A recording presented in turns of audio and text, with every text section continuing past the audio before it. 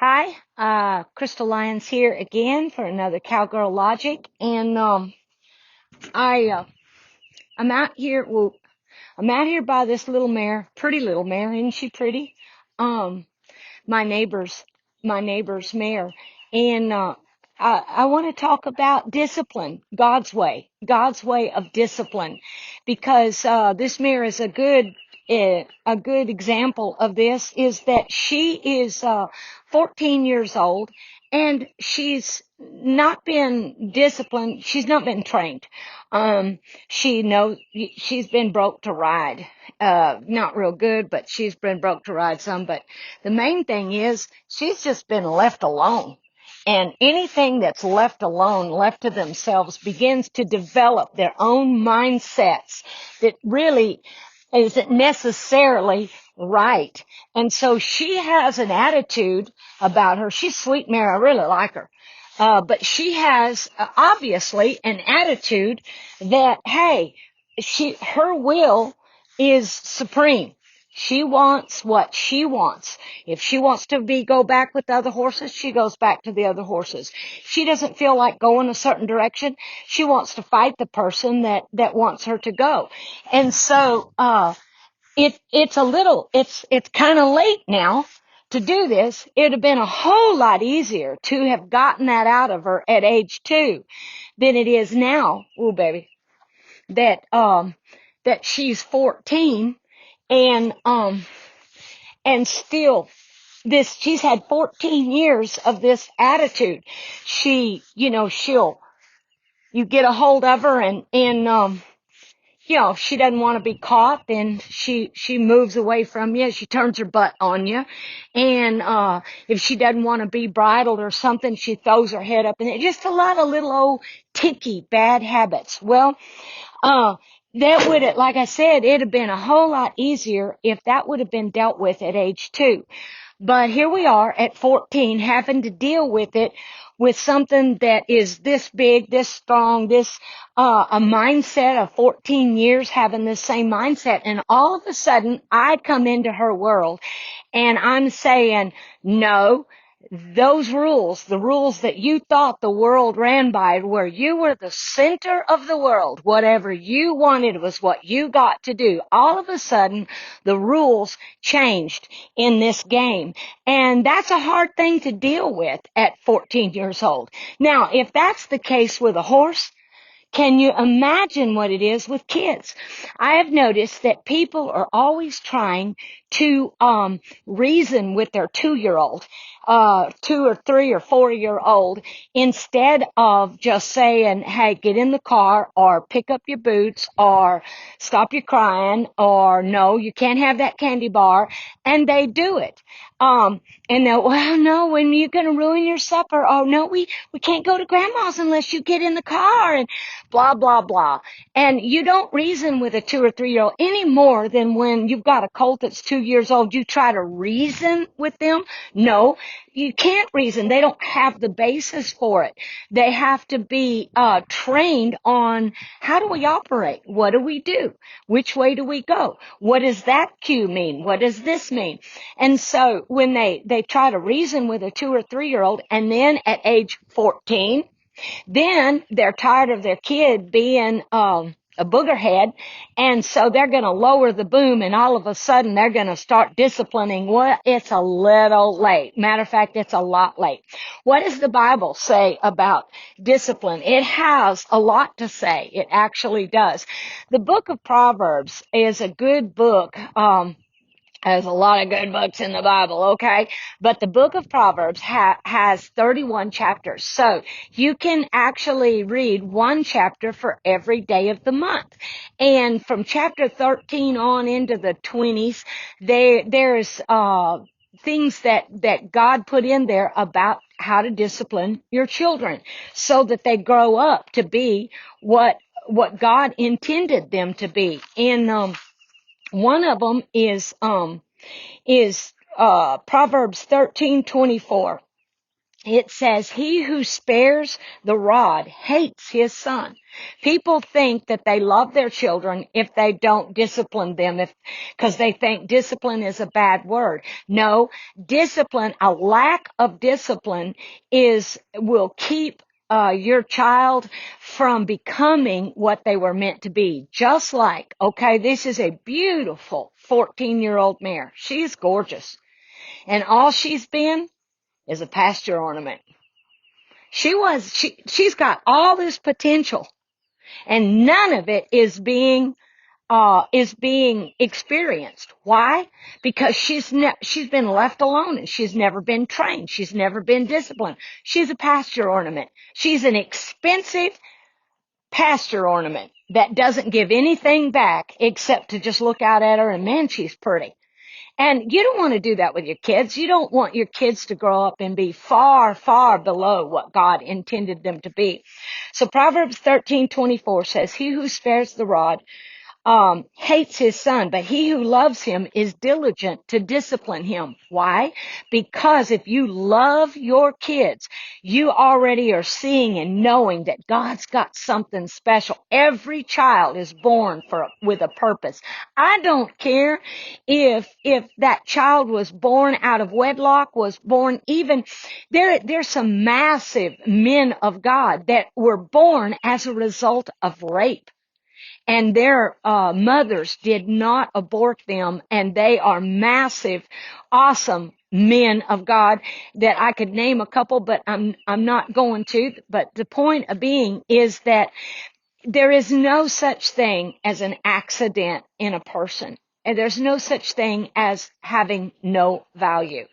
Every child has value. Every person has value, but you're not ever going to realize it without being trained correctly. And you cannot be trained correctly without there being consequences for what is wrong.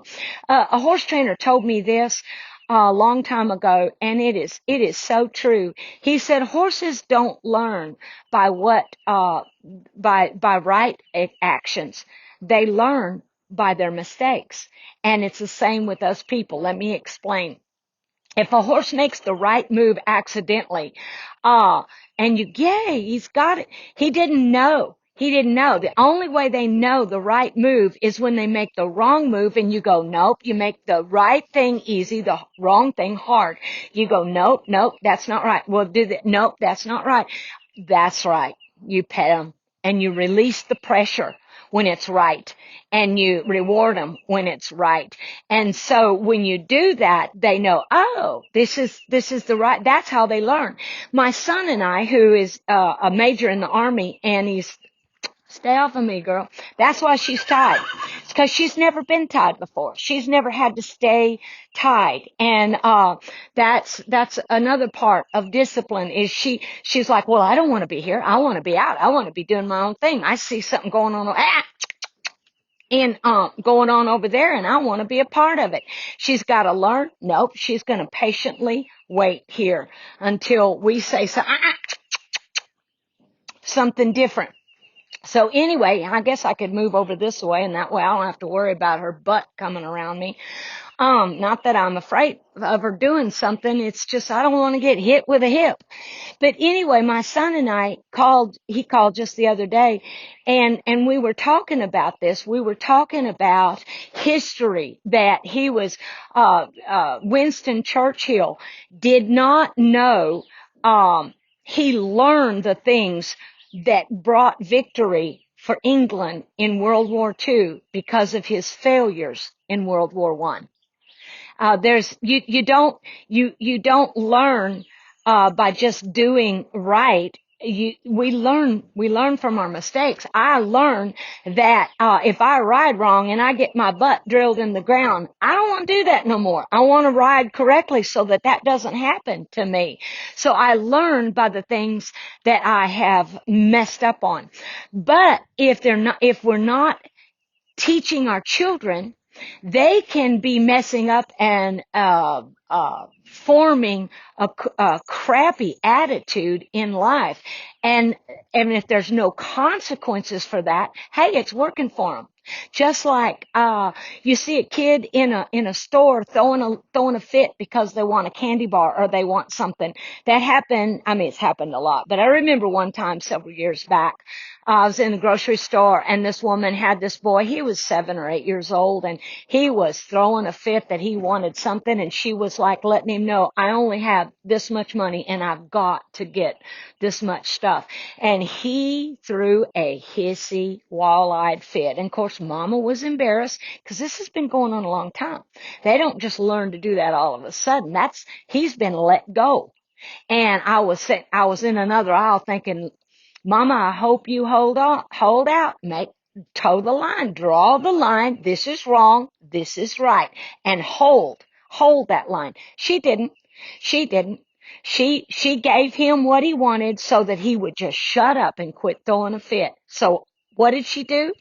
She trained that boy that his wrong actions get him the right result. So she is teaching him to be rebellious. I tell you what she's teaching him. She's teaching him to be violent, throw a violent fit. So what kind of husband and daddy is he going to be? He's going to throw violent fits, and and he gets what he wants because it's always worked, so it's got to be right. Little girls that cry and manipulate their mama and their daddy, and they go to shedding the tears so that they don't get spanked or whatever. So what do they learn? They learn to manipulate people. Little girls become great manipulators. Why? Because they weren't trained accurately. So just like this pretty little mare who's 14 years old but hasn't been taught the least thing, like even just swinging her butt around here to me to where she could, if I don't pay attention, she hits me with her hip. She's not got a mean bone in her body, but she will still knock me over to there. Why? Because she's never been told that that's wrong. And so, when, when Tiger, my oldest son, he went to West Point, and, uh, and one time when he called at West Point and he had been caught with some infractions doing some stuff. I think him and a buddy went off the base there at, I don't know if you call West Point a base because it's a college type deal. But anyway, they got caught taking some hunting rifles off and going hunting when they wasn't supposed to be. And anyway, they had to do all of this, so many hours of marching and standing guard. Okay. And one of those times he called me and he's like, this is in New York, West Point's at New York State. And he's like, Mom, I have to do so many hours of standing guard. I'm standing there guarding nothing with a gun that has no ammunition against an enemy that does not exist. And it's January in New York and it's snowing and it's freezing and I've got to stand out here for hours and it's not doing anything. I'm not learning anything. And I laughed and I said, son, do you remember all the times that we tied colts up? We tied them up to a post to teach them to pay attention, to respond, to learn to have patience, to do the right. And he goes, yeah. And I said, you're tied. You're tied up at the post. He didn't like hearing that.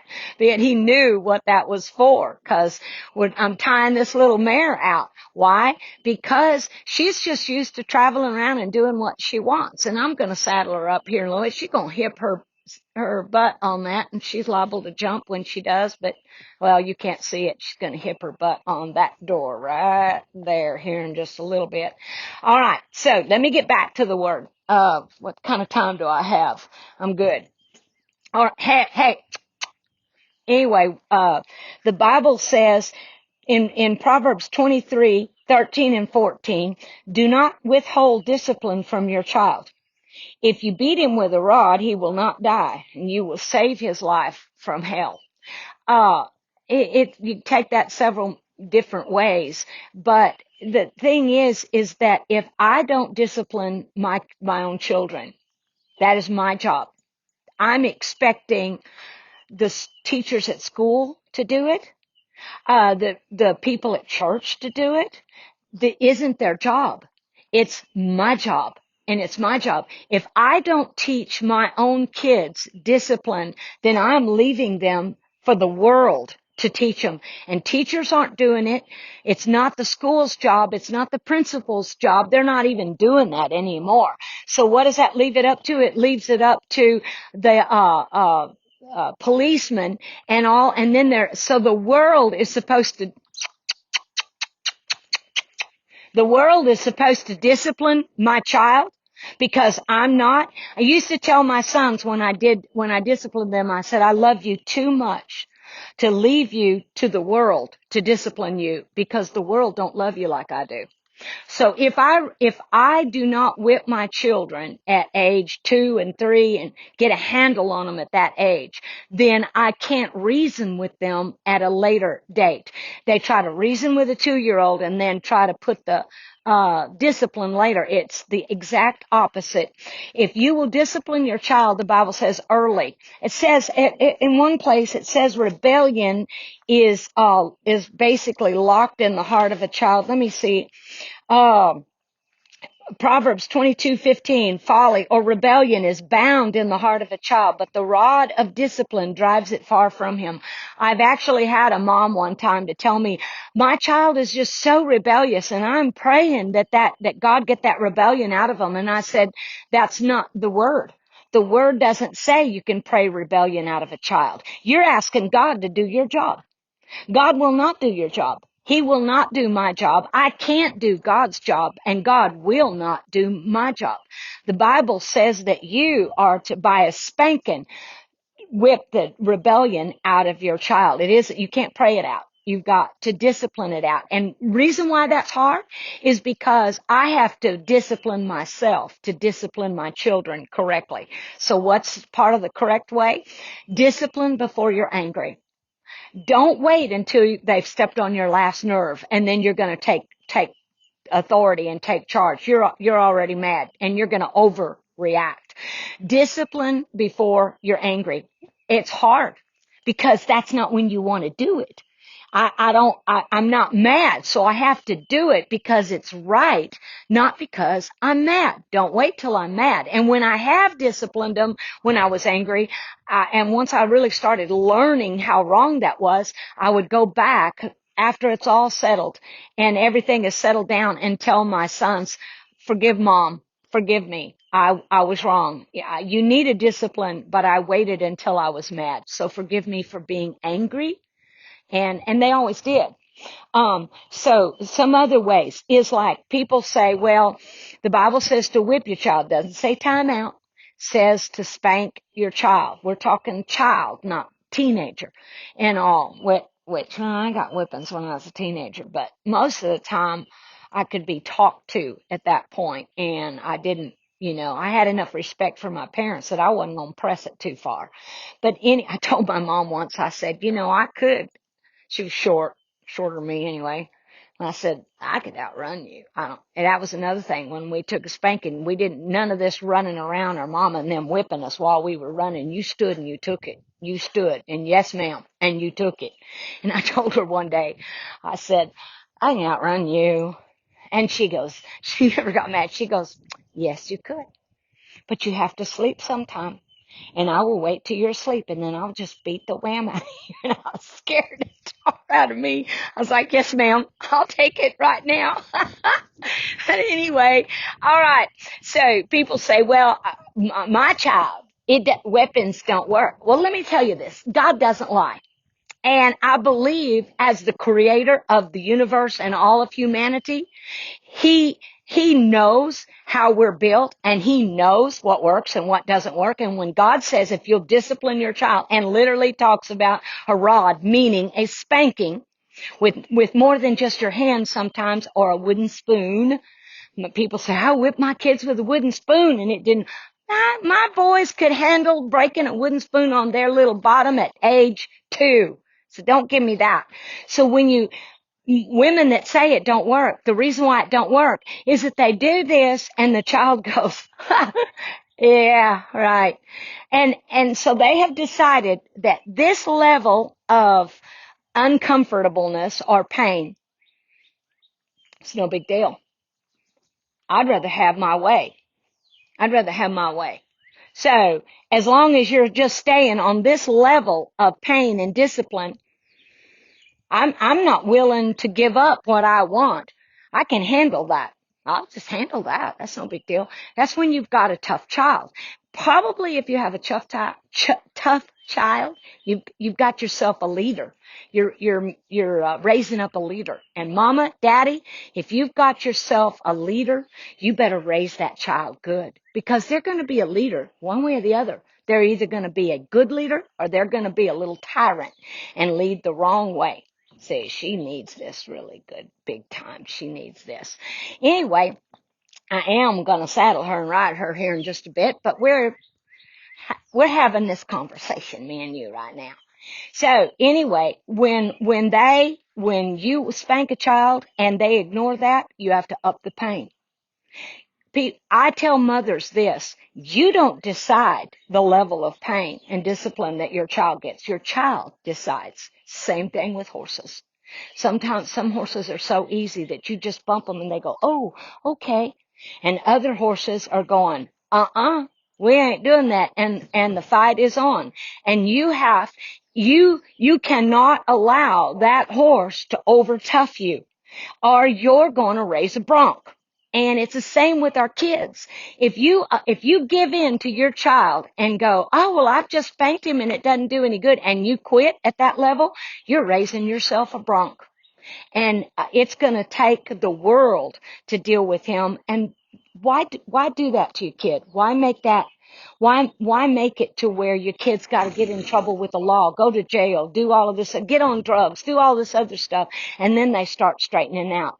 Start nipping it in the bud early. All right. So when they don't, you up the pain until they yield. At one time, we were headed to a rodeo. And at that time we was in a bus, and I was dressing the boys, getting ready before we got to the rodeo grounds. And I had Colt Wrangler, my younger son. He's 30 now, but I had him all dressed in his little boots and suspenders and everything. I mean, jeans and suspenders. And he had his boots sitting right there beside him, and that was the only thing we had left. And I said, reach down, get me your boots. And he looked at me and said, no. And I thought, well, he don't understand. He didn't understand me. And I said, Colt Wrangler, hand me your boots. And he looked at me. No. And then he understood that. And so I spanked him. You don't just keep saying it 11 times. You don't wait for your kid to obey when the decimal of your voice is up here redlining. Then anytime you're in public, they're not going to obey till you're shouting. That's too late. It's too late. So I spanked him. And he cried, they always cry, even if it's no big deal. He cried, and then he was like, I said, now hand me your boots. No. All right. Okay. And I knew he was 2 years old. I knew, here we go. I've been through this on my older son. We're here. This is where we're here today. We're gonna take this knot, and we're gonna deal with this knot right here, right now. And so, I spanked him again, and I upped the pain. And he was just bawling and snotting, you know how they do, like that, and it was still, no, he wouldn't respond. And so what do? You up the pain some more. Okay. I ended up having to start removing blue jeans and all of that and picking up a weapon.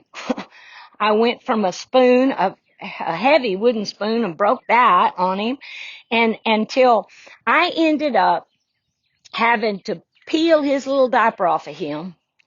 And some of this is going to make y'all mad, but if this is what it takes because you have a tough child, I love my children, and I'm not going to let them, I'm not going to let a 2-year-old horse outdo me. I'm not going to let a dog outdo me, and I'm definitely going to care more for my child than to let them grow up thinking that the world revolves around them and nothing they do wrong or do to anyone else has any consequences whatsoever. They rule the universe. I'm not going to allow that attitude in my children.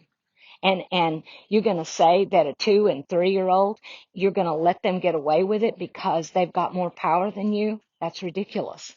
And so anyway, I ended up having to strip his diaper off and everything else, and I'd already broke a couple spoons. And so, I don't think I had a belt or anything handy. So Duke, get out of there. Get out of there. He's in the pen where my horse is, and they start their own little war going on. So anyway, I had a metal spatula, that had little flower cutouts in it, for like flipping eggs and stuff. I got that. And I was praying, and I wasn't mad. And I was praying, and I was like, Lord, Tiger, I had to spank him 5 times, 5 different spankings. And then we had gone way beyond that. And he still wasn't giving in to me. And he's just snotting and carrying on like he's dying, And all he's got to do is just pick his boots up. That's all. That's all it was.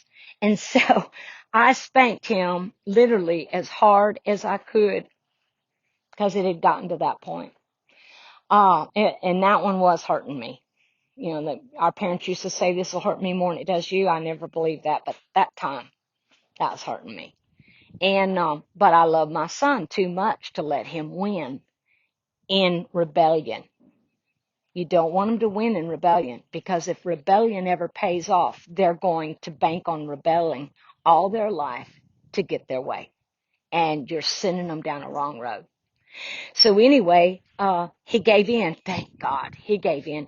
Tiger was 5 and he was over there bawling and going, Mama, I'll get the boots. Mama, I'll get the boots. No, son. No, son. And he told me later that he counted, and I had whipped Colt Ranger 11 times.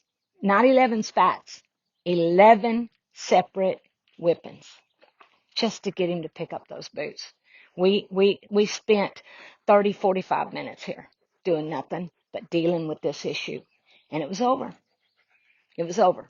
Nipped it in the bud that day. And it's like my husband said while we're at the rodeo, don't let anybody change his diaper because his little bottom was bruised and it had cute little flower cutouts, little patches on his little bottom where it was funny too. But anyway, Colt Ranger laughs about that now, and we all do. But raised him up, and such a tough boy. Rode, rough stock, and he would cry when he'd hit the ground, and sometimes, and I thought, well, he was crying because he was hurt. No, he was crying because he's mad because he got bucked off and he wanted right back on. He cried because he wanted back on. That's how tough he was.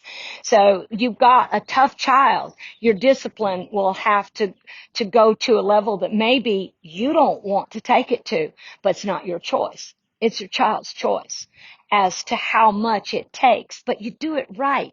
You do it before you get angry, and you do it knowing, and they know that you love them. And Mom always said this, I got to close it here in a second. Mom always said this. She said that your job isn't through until that rebellion is out of their eyes. Give them 4 or 5 minutes to cry, then tell them, okay, dry it up, because anything beyond that starts getting to be manipulation. Dry it up. And then I would sit them on my lap and say, no, do you know why Mama had to whip you? And oh, their eyes will just soften. And they're like, yeah, Mom, because I would do. And it's like, yeah, and I love you. I love you, son. I love you so much. God's got something awesome for you. And we can't let you just live in a rebellious stage, because then you'll never address and be able to reach your ability, your God-given ability, because God's got some awesome things he's going to do through you. And I love you. And just reinforce them. And people used to say when your kids, hey, get over, Duke, well, he's going to go in and bite. Let me back off right here. So, they used to say, when your kids get to be a teenager, then they're really going to rebel. And they didn't. They didn't. They was hard-working teenagers with a lot of respect for authority. Yes, ma'am. No, ma'am. Yes, sir. No, sir. They still open doors for other people. My boys still open the door for me in the car. It's just simple things like that. And are growing up to be what God had called them to be. Why? Because God tells us how to discipline our children. And if we'll do it God's way, you'll get the results that God says that you'll get. He said, discipline a child, raise them up in the way they should go. And when they're old, they will not depart from it.